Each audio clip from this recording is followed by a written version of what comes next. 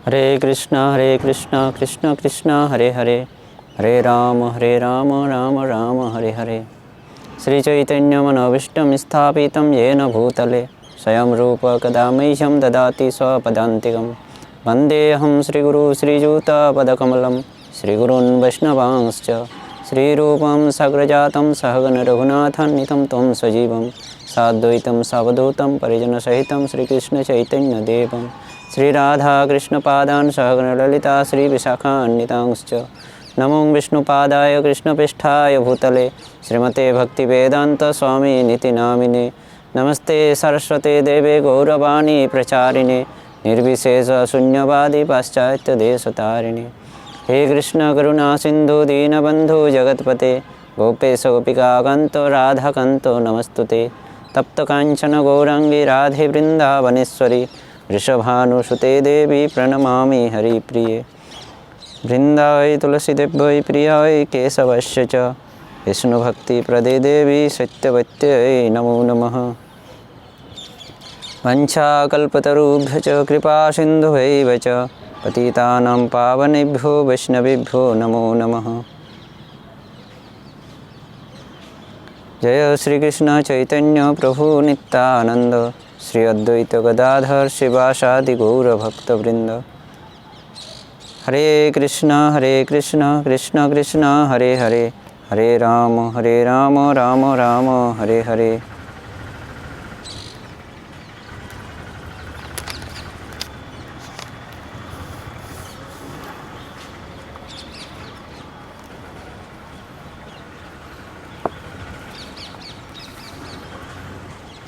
हरे कृष्ण। तो आज श्रील जगदीश पंडित ठाकुर गौरांग महाप्रभु के जो एक महान पार्षद थे जगदीश पंडित ठाकुर, और हमारे 6 गोस्वामी में से एक गोस्वामी जीव गोस्वामी पाद का शुभ तिरुभाव तिथि है। तो शास्त्र के अनुसार ये आविर्भाव और तिरुभाव दोनों हमारे लिए वैष्णवों का शुभ आविर्भाव और शुभ तिरुभाव तिथि दोनों बराबर होता है शास्त्र के वर्णन के अनुसार। तो आज इन 2 महान वैष्णवों का तिरुभाव तिथि है, तो इसके दिन हम इन महान वैष्णवों के जीवन चरित्रों का हमें स्मरण करना चाहिए, श्रवण करना चाहिए। तो आज हम इस शुभ अवसर पर श्रील जगदीश पंडित के बारे में थोड़ा श्रवण करने का कोशिश करेंगे। तो ये श्रील जगदीश पंडित जो थे, इसका वर्णन गौर गणोद्देश दीपिका, श्री श्री चैतन्य चरितामृत ग्रंथ और श्री चैतन्य भागवत ग्रंथ में बहुत सुंदर से वर्णन किया गया है। तो ये भगवान और भक्त दोनों का आविर्भाव और अंतर्धान बराबर होता है। भगवान भी इस धराधाम में आते हैं मनुष्य, हम जैसे मनुष्य जीवों को उद्धार करने के लिए। कभी भगवान आते हैं हम जीवों को उद्धार करने के लिए, तो कभी भगवान उनके शुद्ध भक्तों को भेजते हैं हमको उद्धार करने के लिए। और वे इस धराधाम में आकर वो विभिन्न प्रकार के क्रियाकलापों के द्वारा, सुंदर सुंदर आकर्षणीय क्रियाकलापों के द्वारा हमें आकर्षित करते हैं। तो इसलिए भागवत में कहा गया है, अनुग्रहाय भक्तानां मानुषीं देहिं आश्रित जत क्रीड़ा तत्परो भवेत् जत श्रुत्वा तत्परो भवेत्। अनुग्रहाय भक्तानां मानुषीं देहिं आश्रित, भक्तों को अनुग्रह करने के लिए ही वह मनुष्य देह का आश्रय ग्रहण करते हैं या मनुष्य देह धारण करते हैं। और वो इस धराधाम में आकर विभिन्न प्रकार की क्रीड़ाएं करते हैं। इस प्रकार की क्रीड़ाएं करते हैं आकर, यानी लीला करते हैं इस प्रकार की, जिसको श्रवण करके जत श्रुत्वा तत्परो भवेत्, जिसको श्रवण करके भक्त उसके प्रति आकर्षित होते हैं। तो इस प्रकार भगवान भी आते हैं मनुष्य देह धारण करके, विभिन्न प्रकार के आकर्षणीय लीला करके हमें उनके प्रति आकर्षण को बढ़ाते हैं। और उनके भक्त भी इस प्रकार के दिव्य लीला यहाँ पर आकर करते हैं, और वो भगवान और भक्त के बीच का जो संबंध है उसको समझाते हैं। और इसको इन महान वैष्णवों के इन महान वैष्णवों की जो आकर्षणीय लीलाएं हैं, इसको जब हम श्रवण करते हैं तो हमारा भगवान के प्रति, भक्तों के प्रति जो आकर्षण है वह बढ़ता है। इसलिए इन तिरोभाव और आविर्भाव तिथि के दिन इन महान वैष्णवों के चरित्रों का श्रवण करना चाहिए। तो आज हम लोग जगदीश पंडित के बारे में श्रवण करेंगे। तो जगदीश पंडित गौर लीला में जगदीश पंडित बनकर आए थे। तो ही जगदीश पंडित द्वापर लीला में कौन था, इसका वर्णन गौर गणदेश दीपिका में वर्णन किया गया है। अपरे यज्ञ पत्नो श्री जगदीश हिरण्यको एकादश्याम जयोर अन्न प्रार्थयित्वा अगसत प्रभु। अपरो यज्ञ पत्नो श्री जगदीश हिरण्यको, अपर यानी अपर युग में या द्वापर युग में, अपर यानी दूसरे युग में यानी द्वापर युग में जो यज्ञ पत्नी थे, यज्ञ पत्नों याज्ञिक ब्राह्मणों की जो पत्नियां थी, वही इस युग में यानी कली युग में गौर लीला में हिरण्यक, जगदीश और हिरण्यक दो भाई के रूप में आते हैं। कोई सारे यज्ञ पत्नियां थी, उनमें से ये जो दो हिरण्य, जगदीश पंडित और हिरण्यक पंडित, ये दोनों भाई वही यज्ञ पत्नी के रूप में आते हैं गौर लीला में। और दूसरा क्या बताते हैं, एकादश्याम जयो अन्न प्रार्थयित्वा अगसत प्रभु। हमारे प्रभु महाप्रभु जिनके पास से एकादशी के दिन में अन्न ग्रहण किए थे, चैतन्य महाप्रभु जब बालक थे उसी समय जगदीश पंडित के घर से एकादशी के दिन अन्न मंगवाकर उसको ग्रहण किए थे। तो इस प्रकार महाप्रभु की इस छोटी सी लीला के माध्यम से हमें समझाते हैं कि जगदीश पंडित कितने उनके प्रिय है, कितना प्रिय है। जगदीश पंडित को बाल्यकाल से ही, चैतन्य महाप्रभु उस समय छोटे थे, उस समय चैतन्य महाप्रभु छोटे थे, बहुत ही छोटे थे।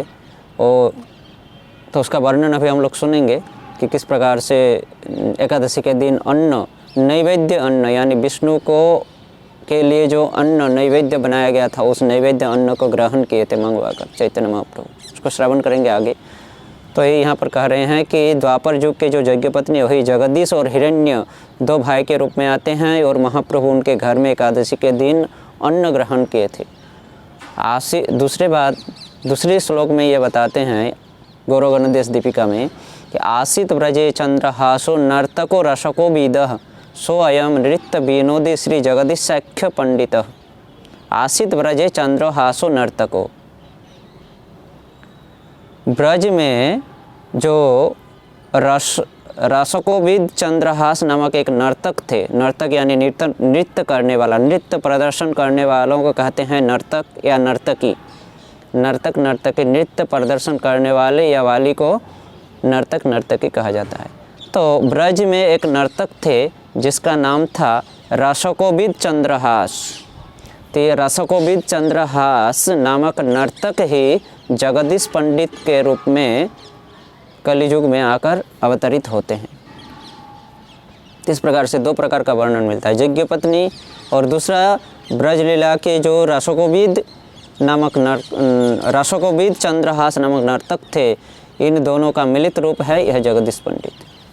जिस प्रकार श्रीमती राधा रानी और कृष्ण के मिलित रूप है महाप्रभु, महाविष्णु और सदाशिव के मिलित रूप है अद्वैताचार्य, उसी प्रकार ब्रज के रसकोविद चंद्रहास नामक नर्तक और यज्ञ पत्नी, यज्ञ ब्राह्मणों की पत्नियों का मिलित रूप है यह जगदीश पंडित।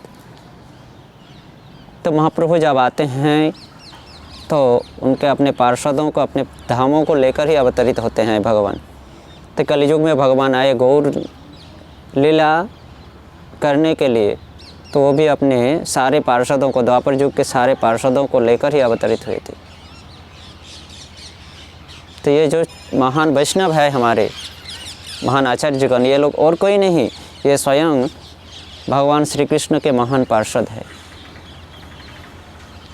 चैतन्य मंगल ग्रंथ में उल्लेख किए हैं एक गोपनीय बात, महाप्रभु के एक गोपनीय बात को, जिसको दैववाणी किए थे महाप्रभु।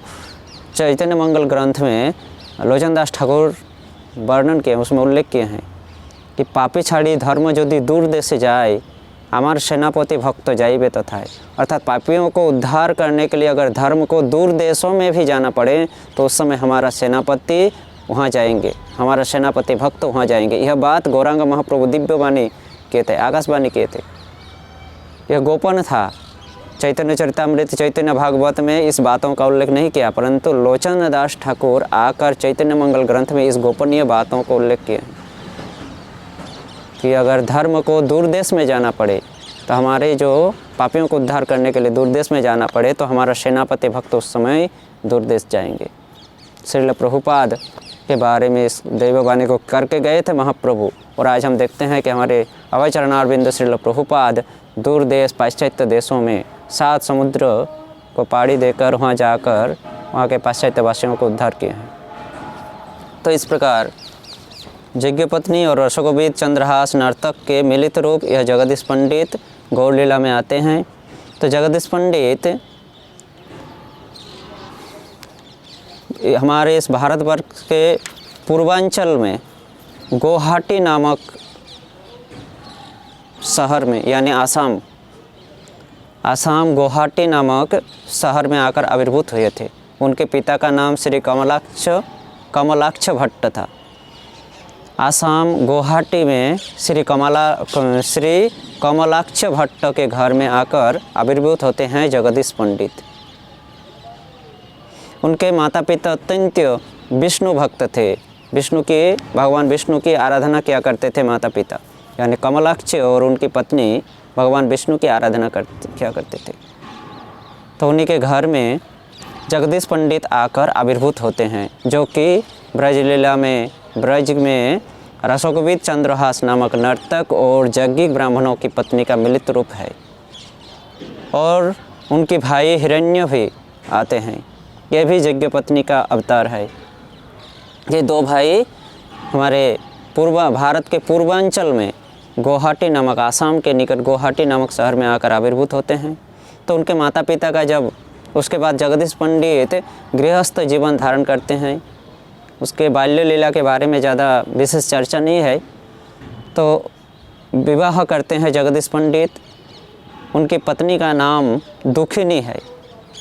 दुखिनी नामक एक बालिका के साथ जगदीश पंडित का विवाह होता है। इस प्रकार से जगदीश पंडित गृहस्थ जीवन ग्रहण करते हैं। और कुछ दिनों के बाद गृहस्थ जीवन में कुछ दिन रहने के बाद जब उनके माता पिता की मृत्यु हो जाती है, शरीर छोड़ते हैं उनके माता पिता जगदीश पंडित के, तो जगदीश पंडित उस समय गुवाहाटी को छोड़कर गंगा नदी के तट पर रहने की वासना से जगदीश पंडित अपनी पत्नी दुखिनी और अपने भाई हिरण्य को लेकर गुवाहाटी से आ जाते हैं पश्चिम बंगाल श्रीधाम मायापुर में।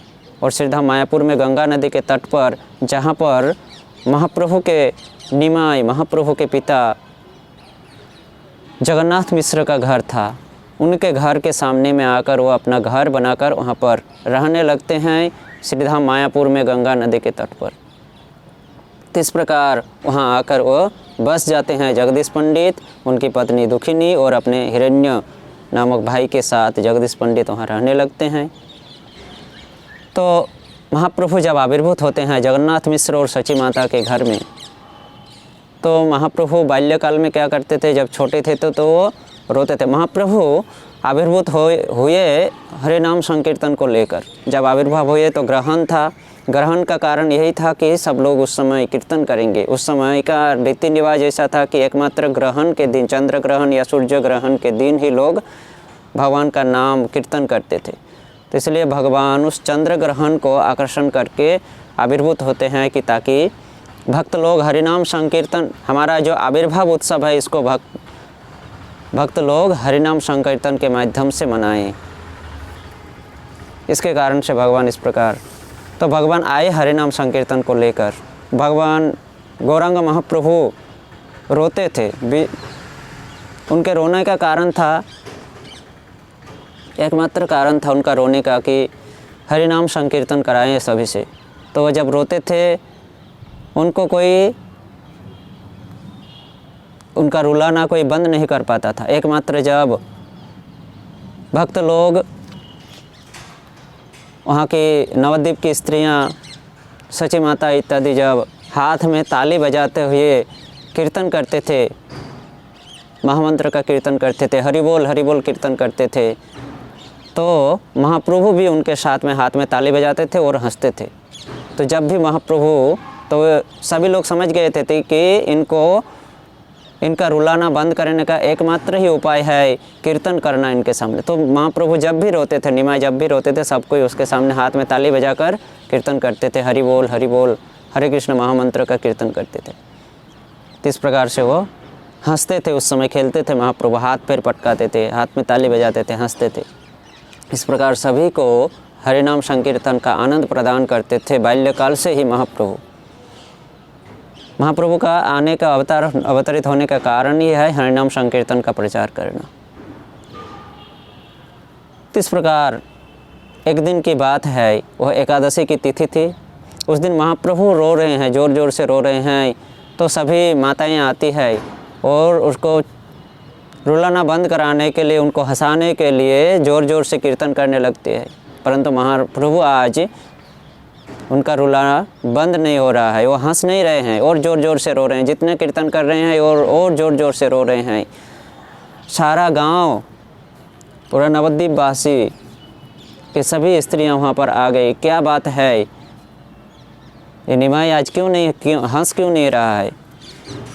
तो उस समय सची माता और कुछ स्त्रियां जब निमाई से पूछे कि निमाई तुम आज हंस क्यों नहीं रहे हो? हरिनाम संकीर्तन इतना हो रहा है, इतना हम लोग कीर्तन कर रहे हैं, तुम क्यों हंस नहीं रहे हो? तब निमाई कहते हैं, उस समय बालक निमाई कहते हैं अपनी माता से कि जगदीश और हिरण्य का जो घर है, उनके घर में जाओ और जगदीश हिरण्य ने आज नैवेद्य अन्न तैयार किए हैं विष्णु को अर्पण करने के लिए। भगवान विष्णु को अर्पण करने के लिए जगदीश और हिरण्य ने अन्न नैवेद्य तैयार किए हैं। तो अगर आप लोग उस विष्णु के अन्न नैवेद्य को जगदीश के घर से लाकर मुझे खिलाओगे तो मेरा रोना बंद हो जाएगा। तो ये सब कोई आश्चर्यचकित होते हैं और जाकर जगदीश पंडित के घर जाते हैं। जाकर देखते हैं कि हाँ, वे लोग अन्न व्यंजन तैयार किए हैं, अन्न तैयार किए हैं। तो जगदीश पंडित को जब कहे इस बात के, इस घटना को जब कहे जगदीश पंडित को, जगदीश पंडित भी आश्चर्यचकित हो गए। और जगदीश पंडित जो भक्त थे, भगवान के भक्त थे, वैष्णव थे, इसलिए वो समझ गए कि स्वयं बाल गोपाल ही निमाई के रूप में आकर अवतरित हुए हैं जगन्नाथ मिश्र के घर में। और वह बाल गोपाल, निमाई रूपी बाल गोपाल हमारे इस नैवेद्य अन्न को ग्रहण करना चाहा है। तो जगदीश पंडित अत्यंत आनंदित होकर एक बड़ा थाली में उस नैवेद्य अन्न को लाते हैं। जगदीश पंडित लेकर आते हैं बड़े थाली में सजाकर नैवेद्य अन्न को। और जैसे ही निमाई को भोजन कराते हैं, निमाई को देते हैं, निमाई वैसे ही उस जगदीश पंडित के हाथ से उस नैवेद्य अन्न को ग्रहण करके ज़ोर ज़ोर से हंसने लगते हैं, हाथ पैर पटकने लगते हैं। तो यह देखकर सब कोई आश्चर्यचकित हो जाते हैं और कहते हैं कि इस बालक को कैसे पता चला कि आज एकादशी तिथि है और आज के दिन जगदीश ने नैवेद्य अन्न तैयार किए हैं। इस प्रकार जिस प्रकार भगवान श्री कृष्ण विभिन्न प्रकार की लीलाएं कर रहे थे, लेकिन पिता नंद और माता यशोदा को भगवान की जो भगवत्ता है उसको पता नहीं चल रहा था, क्योंकि भगवान अपने माया के द्वारा आच्छादित करके रखते हैं प्रकाश। जब तक भगवान अपनी लीला को खुद प्रकाश नहीं करते हैं तो हम उनको समझ नहीं सकते हैं। उसी प्रकार महाप्रभु भी अपनी लीला को अभी प्रकाश नहीं कर रहे हैं, अपनी माया के द्वारा आच्छादित करके रखे हैं। तो नवद्वीप वासी इसको समझ नहीं पाए। तो इस प्रकार से महाप्रभु जगदीश पंडित को बाल्यकाल में ही कृपा प्रदान कर रहे थे। तो ये जगदीश पंडित और उनकी पत्नी जो दुखिनी थी, दुखिनी माता और जगदीश पंडित शिशु निमाई को अपने पुत्रवत स्नेह करते थे, वात्सल्य भाव से स्नेह करते थे। दुखिनी माता तो खुद अपना स्तन उनको पिलाती थी, स्तन दुग्ध उनको पिलाया करती थी दुखिनी माता। इस प्रकार से चैतन्य महाप्रभु माता दुखिनी और जगदीश पंडित को बाल्यकाल से ही कृपा प्रदान किए।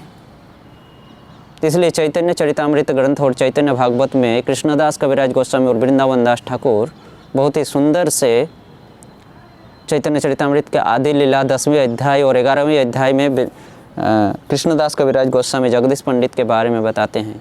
वहाँ कृष्णदास कविराज गोस्वामी लिखते हैं, जगदीश पंडित आर हिरण्य महाशय जारी कृपा कोइलो बाल्य प्रभु दयामय। जगदीश पंडित और हिरण्य महाशय जिनको बाल्यकाल में ही प्रभु दयामय ने, हमारे प्रभु दयामय ने बाल्यकाल में ही जिनको कृपा किए। यही दुई घरे प्रभु एकादशी दिने विष्णुर नैवेद्य मागी खाइल यापने। इन दोनों के घर में महाप्रभु एकादशी के दिन में नैवेद्य मांग कर खाए। श्री जगदीश पंडित है जगत पावन कृष्ण प्रेमामृत वर्षे जन वर्षा घन। तो श्री जगदीश पंडित जगत को पावन करने वाले हैं, वैष्णव जगत को पावन करने वाले ही होते हैं। तो यहाँ जगदीश पंडित के बारे में बताते हैं कि जगदीश पंडित है जगत पावन। जगदीश पंडित जगत को पावन, जगत को पवित्र करने वाले होते हैं। वैष्णव जगत में आते हैं जगत को पवित्र करने के लिए। तो जगदीश पंडित के बारे में कह रहे हैं, जगदीश पंडित जगत को पावन करने वाले, पवित्र करने वाले हैं। कृष्ण प्रेमामृत वर्षे जन वर्षा घनो। जगदीश पंडित के माध्यम से कृष्ण प्रेमामृत का वर्षण होता है। ठीक उसी प्रकार जिस प्रकार घनघोर बादल के द्वारा बारिश होता है, श्रावण के महीना में घनघोर बादल से बारिश होता है, उसी प्रकार जगदीश पंडित कृष्ण प्रेमामृत का वर्षण करके इस जगत को पावन किए, पवित्र किए, सावन की मेघ के जैसा। चैतन्य भागवत में बताते हैं, भक्तिर द्रव्य प्रभु काड़ी काड़ी खाए, अभक्तिर द्रव्य पानी उलोटी ना चाहे। भक्त का जो द्रव्य है, भक्त का जो द्रव्य होता है वह प्रभु काड़ी काड़ी यानी छीन छीन कर खाते हैं। अभक्तिर द्रव्य पानी उलोटी ना चाहे। भक्त का जो द्रव्य है, भक्त के वस्तु को तो भगवान छीन छीन कर लेते हैं, ग्रहण करते हैं, परंतु अभक्त के द्रव्य के प्रति, वस्तु के प्रति वो देखते भी नहीं है, उलोटी ना चाहिए यानी देखते भी नहीं है अभक्त के वस्तुओं को। इसलिए हम भक्तों का कर्तव्य है कि हमें सारी के सारी वस्तु भगवान को अर्पण करना चाहिए।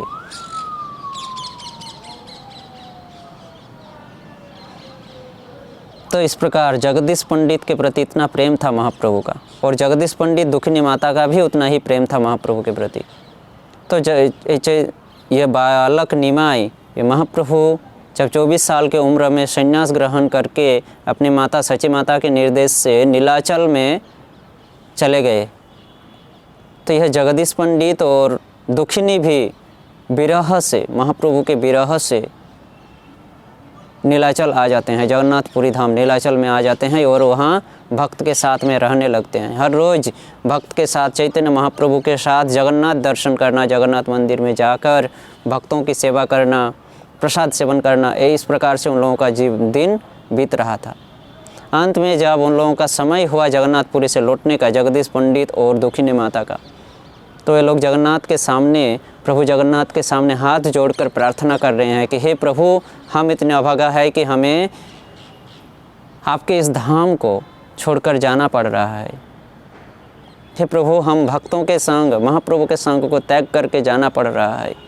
इस प्रकार से अत्यंत कातरता के साथ, अत्यंत विरह के साथ प्रार्थना कर रहे थे आने से पहले। तो इस प्रकार महाप्रभु जगन्नाथ के सामने जब जगदीश पंडित प्रार्थना किए और रात में जब विश्राम ले रहे थे जगदीश पंडित, उस समय स्वयं जगन्नाथ उनके सपनों में आकर उनको कहते हैं, जगदीश, मैं आप तुम लोगों के भक्ति से बहुत संतुष्ट हूँ। हे जगदीश, मैं तुम लोगों की भक्ति से बहुत संतुष्ट हूँ। इस समय तुम जो भी मांगोगे मैं तुमको वो चीज़ देने के लिए तैयार हूँ।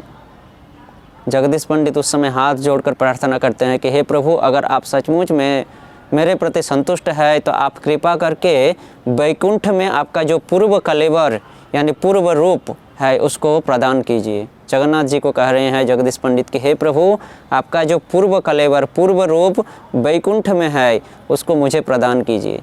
जगदीश पंडित को तथास्तु देते हैं जगन्नाथ, प्रभु जगन्नाथ कहते हैं कि ठीक है, मैं अपना पूर्व कलेवर तुमको प्रदान करूंगा। इस प्रकार से अंतर्धान होते हैं और जगन्नाथ अपने मुख्य पुजारी वहाँ जगन्नाथपुरी के जो मुख्य पुजारी और जगन्नाथपुरी के जो राजा थे उनके माध्यम से इस पूर्व कलेवर को लाने की व्यवस्था करते हैं। राजा और मुख्य पुजारी जगन्नाथ के निर्देश के अनुसार उन पूर्व कलेवर को लाते हैं। जगन्नाथपुरी में क्या होता है, हर 12 साल के अंदर विग्रह को चेंज किया जाता है।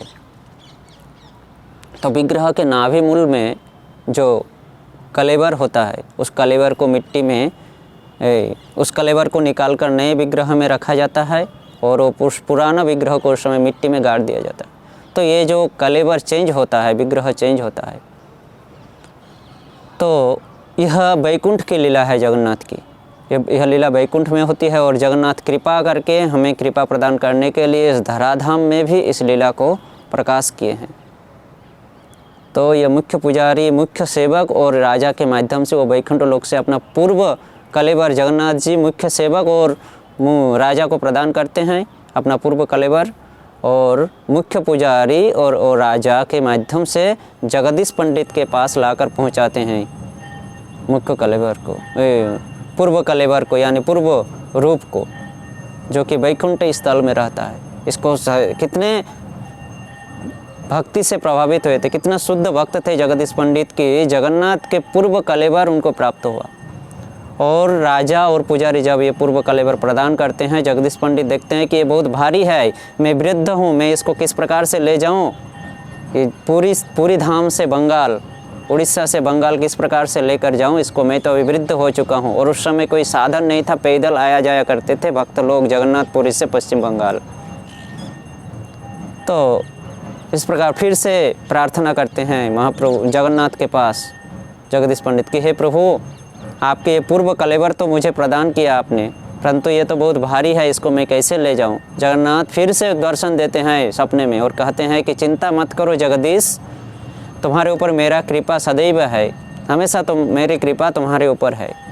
कल सुबह तुम मेरे कलेवर को एक कपड़े के साथ लपेटना और उसको एक लकड़ी के माध्यम से बांध लेना, और तुम जब इस प्रकार करोगे, मेरे इस कलेवर को कपड़े में लपेटोगे, तो मैं सोल के जैसा हल्का हो जाऊंगा, सोल के जैसा मैं हल्का हो जाऊंगा। और उस समय तुम अनायास से उसको एक लकड़ी के माध्यम से बांधकर मुझे यहाँ से तुम्हारे गांव पश्चिम बंगाल में लेकर जा सकते हो। परंतु जगदीश एक शर्त है इसमें, मैं तो हल्का हो जाऊंगा, तुम आसानी से ले जा पाओगे, परंतु तुम मुझे जहाँ पर रखोगे वहाँ से मैं दोबारा उठूँगा नहीं, तुम मुझे वहीं पर रखकर मेरी सेवा करना।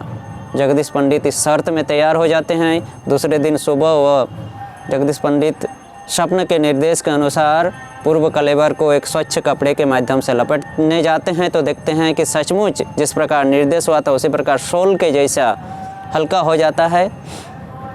तो उस समय कपड़े में लपेटकर भगवान जगन्नाथ जी के इस कलेवर को, इस रूप को, पूर्व कलेवर को कपड़े में लपेटकर एक 6 हाथ लंबी लकड़ी के द्वारा उसको बांधते हैं और अपने कंधे में लदाकर अपनी पत्नी दुखिनी के साथ जगन्नाथपुरी से रवाना होते हैं, विदाई लेते हैं महाप्रभु से। पूर्वी कलेवर को लेकर पश्चिम बंगाल के उद्देश्य से चलते हैं और चलते चलते कुछ समय के पश्चात जब वो पश्चिम बंगाल में गंगा नदी के तट पर आते हैं, तो उन्हें लगता है कि अभी तो मैं पहुंच ही गया हूं, तो और दोपहर का समय है, इस समय मैं इस नदी के तट पर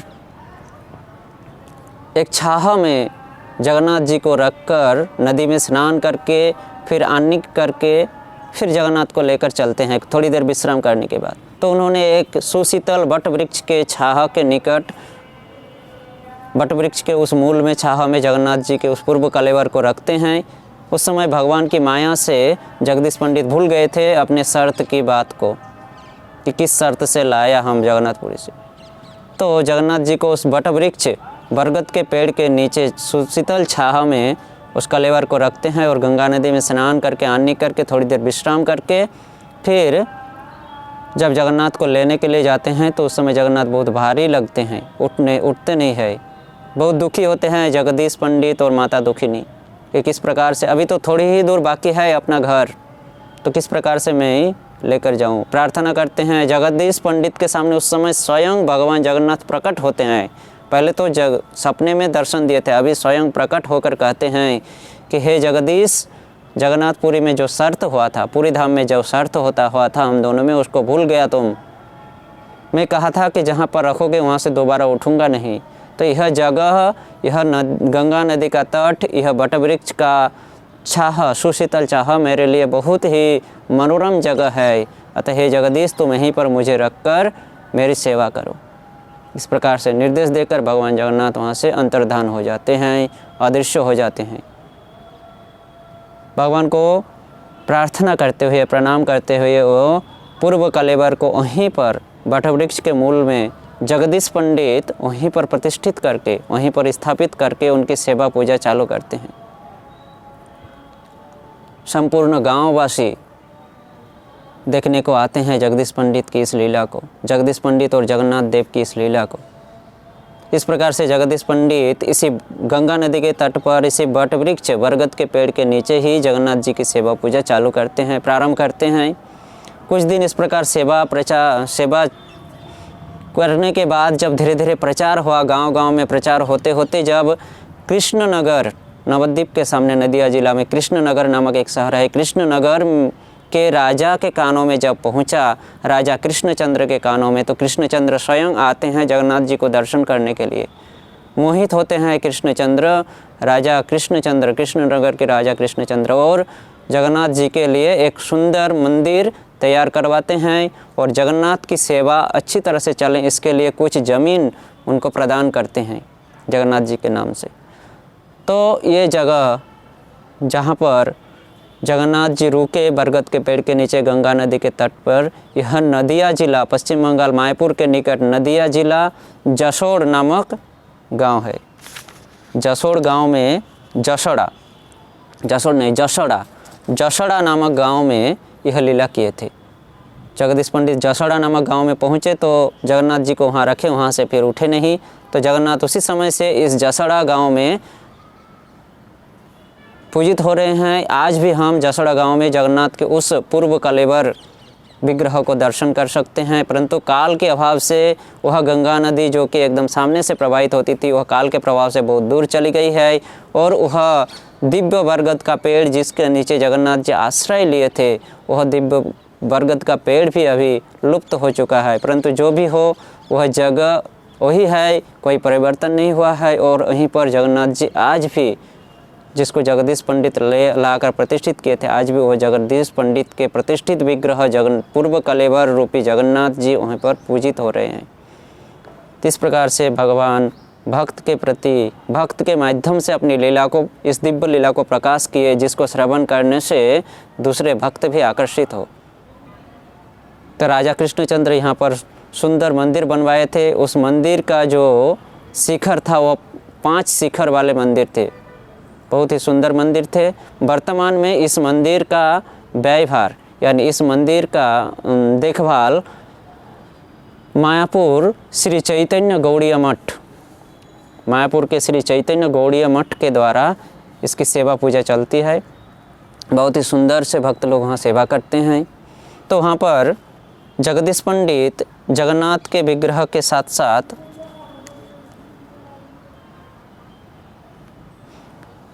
और एक विग्रह थे जिनका नाम है गौर गोपाल विग्रह। गौर गोपाल विग्रह का आविर्भाव भी किस प्रकार हुआ, इसका भी एक बहुत ही सुंदर कहानी है। और साथ साथ में जगन्नाथ के साइड में राधा वल्लभ जी भी, श्री श्री राधा वल्लभ जी भी पूजित होते हैं। तो श्री श्री जगन्नाथ देव, श्री श्री राधा वल्लभ जी और श्री श्री गोपाल जीओ, गौर गोपाल जीओ विग्रह हमको दर्शन मिलता है। और साथ साथ में वह दिव्य छड़ी यानी वह दिव्य लकड़ी 6 हाथ लंबी, जो इस लकड़ी के माध्यम से जगन्नाथ जी को लाए थे टांग कर जगदीश पंडित, वह लकड़ी आज भी सुरक्षित रखा गया है कांच के बक्स के अंदर। तो वहाँ के भक्त लोग को अनुनय विनय करने से उस दिव्य लकड़ी को दर्शन कराते हैं। तो गौर गोपाल विग्रह किस प्रकार हुआ, तो चैतन्य महाप्रभु संन्यास लेने के बाद नीलाचल गए थे। नीलाचल से चैतन्य महाप्रभु नित्यानंद फिर से दोबारा पश्चिम बंगाल आए थे नाम प्रचार करने के लिए। संन्यास के बाद नीलाचल गए, नीलाचल से फिर दोबारा आए। तो उस समय जब पश्चिम बंगाल आए थे तो वो शांतिपुर आए, शांतिपुर से फिर वो जसोड़ा गांव में गए अपने प्रिय भक्त जगदीश पंडित को दर्शन देने के लिए। नित्यानंद महाप्रभु भक्तों के साथ वहाँ पहुँचते हैं जसोड़ा गांव में, और वहाँ पर उनके घर में, जगदीश पंडित के घर में, दुखिनी माता जगदीश पंडित के घर में कुछ दिन रुकते हैं, भक्तों के साथ हरिनाम संकीर्तन करते हैं। जगदीश पंडित बहुत ही आनंद के साथ इस समय भक्त और भगवान की सेवा किए थे। अंतिम समय में जब जाने का समय हुआ महाप्रभु का, तो जगदीश पंडित को जब बताए तो माता दुखिनी जगदीश पंडित अत्यंत दुखी हुए और महाप्रभु के चरण को पकड़कर प्रार्थना करने लगे कि हे प्रभु, आज तक हमें जो कुछ भी प्राप्त हुआ है आपकी कृपा से प्राप्त हुआ है। यह जो जगन्नाथ की सेवा, यह भी आपकी कृपा से ही मुझे प्राप्त हुआ है। अतः आप अगर चले जाएंगे तो हम किसको लेकर रहेंगे। इस प्रकार से बहुत रो रहे थे, विरह कर रहे थे। उस समय महाप्रभु जगदीश पंडित को आलिंगन करते हुए कहा कि देखो, मुझे तो नीलाचल जाना है मुझे लीला करने के लिए, परंतु हे जगदीश, मैं तुम्हारे सामने हमेशा रहूँगा।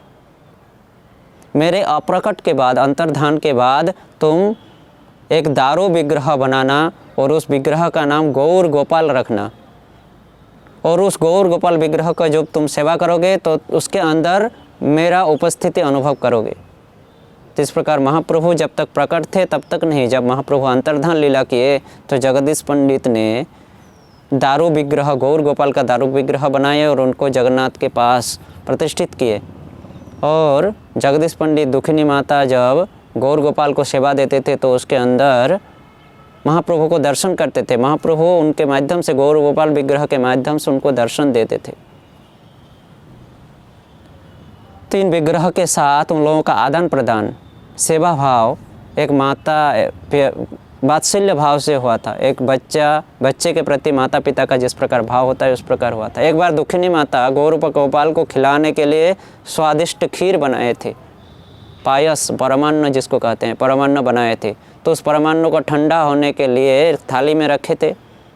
कुछ समय के बाद जब दुखिनी माता आई चेक करने के लिए कि मैं देखता हूँ अगर ठंडा है तो गौर गोपाल को खिला देता हूँ, ठंडा हुआ है तो वह उंगली डालकर जैसे ही उसको चेक करने के लिए गई, उसकी उंगली जल जाती है। तब बाद में जब वो खीर ठंडी होती है तो जब भोग लगाने के लिए जाती है तो वहाँ गौर गोपाल विग्रह के सामने तो देखती है कि दुखिनी माता की जो उंगली जली हुई थी वह उंगली गौर गोपाल की भी जली हुई है। तो इस प्रकार से एक भक्त के कष्ट को भगवान वहन करते हैं। अगर हम भगवान को अपने जैसा मानते हैं, भगवान की सेवा के 5 प्रकार की विधि बताए हैं, दास्य, सख्य, वात्सल्य, शांत, दास्य, सख्य, वात्सल्य और मधुर। इन 5 भावों से हम उनकी सेवा कर सकते हैं। इन 5 भावों से में किनमें कोई भी एक भाव से हम उनको निष्ठा के साथ अगर सेवा करते हैं तो भगवान वो सेवा स्वीकार करते हैं और हमारे जो बोझ है वो उसको वहन कर सकते हैं। इस प्रकार दुखिनी माता वात्सल्य भाव से उनकी सेवा करती थी। दुखिनी माता की उंगली जली तो भगवान की भी उंगली जल गई। तो इस प्रकार भक्त और भगवान के बीच आदान प्रदान होता था। तो यह जसोड़ा गांव में अब आज भी जगदीश पंडित के पूजित यह गौर गोपाल विग्रह, श्री श्री जगन्नाथ विग्रह और श्री श्री राधा वल्लभ जी का दर्शन हमें आज भी मिलता है और वो दिव्य छड़ी, दिव्य लकड़ी का दर्शन आज भी मिलता है। तो आज हमें हमारा कर्तव्य है कि उस जसोड़ा गांव में जब भी हम मायापुर जाते हैं तो उस जसोड़ा गांव में जाना चाहिए और इस दिव्य विग्रह का दर्शन करके कृपा आशीष प्रार्थना करना चाहिए। तो आज इस जगदीश पंडित का तिरुभाव तिथि है, तो आज हम इन महान वैष्णवों के चरणों में प्रार्थना करनी चाहिए कि हमें कृपा आशीष प्रदान करें, कृपा शक्ति प्रदान करें कि हम भी महाप्रभु के दिव्य नामों का कीर्तन कर सकें और भक्ति पथ को अवलंबन कर सकें। तो आज है जगदीश पंडित का शुभ तिरुभाव तिथि। आज उनके चरणों में हमें प्रार्थना करना चाहिए कि हम भक्ति के मार्ग में टिके रहें, अच्छे से भक्ति कर सकें, महाप्रभु की सेवा कर सकें, उनके भक्तों की सेवा कर सकें। तो ये जगदीश पंडित का बहुत ही सुंदर चरित्र है, इसको हमें श्रवण करना चाहिए। तो इस जगदीश पंडित की इन लीलाओं को हम यहीं पर विराम देते हैं हरे कृष्ण महामंत्र के माध्यम से। हरे कृष्ण कृष्ण कृष्ण हरे हरे, हरे राम राम राम हरे हरे। जय श्री श्री जगन्नाथ स्वामी की जय, श्री श्री राधा वल्लभ जी की जय, श्री श्री गोपाल श्री श्री गौर गोपाल जी की जय, श्री जगदीश पंडित की जय। निताय गौर प्रेमानंदेर हरि हरि बोल।